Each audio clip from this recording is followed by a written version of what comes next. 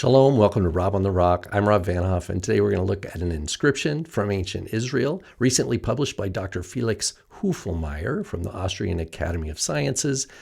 He claims it's a 15th century BC alphabetic inscription.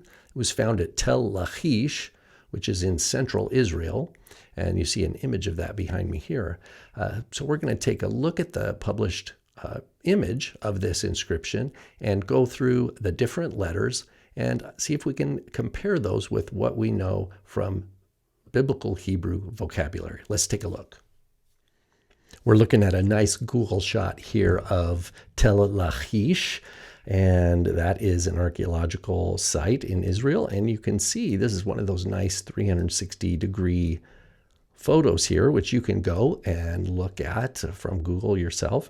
Here is a little bit of the archaeological site of the fortress here. And of course, these chairs famously are at different heights, each for different kings of Judah. For example, with a real tall one here is Manasseh. I'll try to zoom in here without it going crazy on me.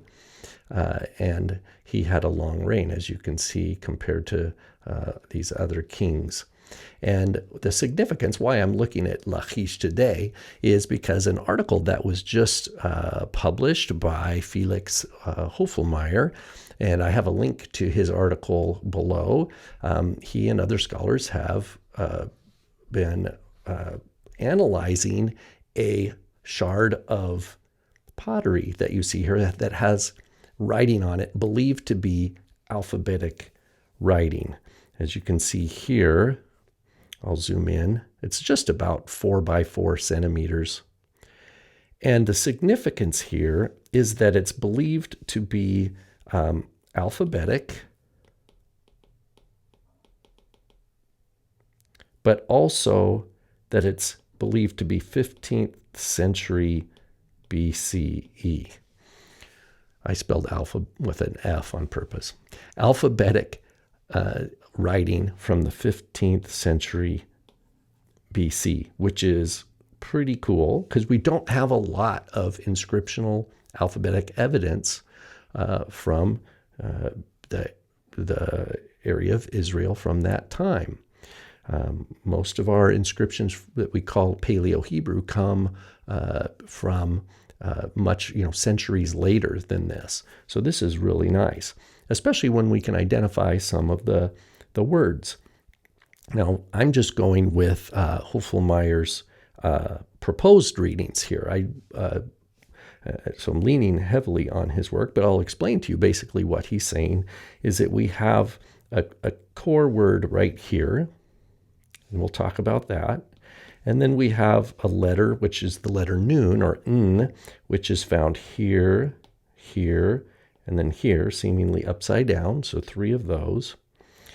And then you might, if you haven't already noticed, there's a letter tav, which is a cross right there, according to these scholars' analysis. The main word here that they believe that they have deciphered is ayin, so it's like an I, bet, like this, which is house. Let me do that again. And then dalet, like this. And these are known because they are close to Egyptian signs. The ayin is an I, but in Hebrew, of course, we write it like this. And then the bet, we write like this in the modern script, which is adopted, of course, from the Aramaic script. And then the dalet, like this. And we would say, with 2 segols like this, we would say evid, evid. And this is taken to mean some sort, it could be part of a name, like a servant of a certain god or something like that. We don't know. Also, there's another word here that has been deciphered, I guess, to a certain degree, or at least educated guess, is nun, pei, tav, like that, which in Hebrew, nofet would be honey or honeycomb. So is that what these are? Don't know.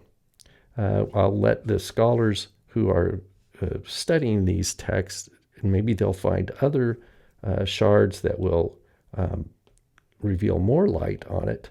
But it does seem like these are alphabetical inscriptions, and there's something here, we don't know what it is, up in this upper right-hand corner. Well, that's it. Is it the word Evid? Is it the word honey? We'll have to wait and see. But according to these scholars, this is 14th or 1400, so 15th century BC alphabetic inscriptions from the land of Israel, specifically Tel Lachish. And one more view here on this beautiful view that is on the Google website for any who'd like to go look at what does it look like from Tel Lachish in Israel. And this is one of the many photos there available for you to look at.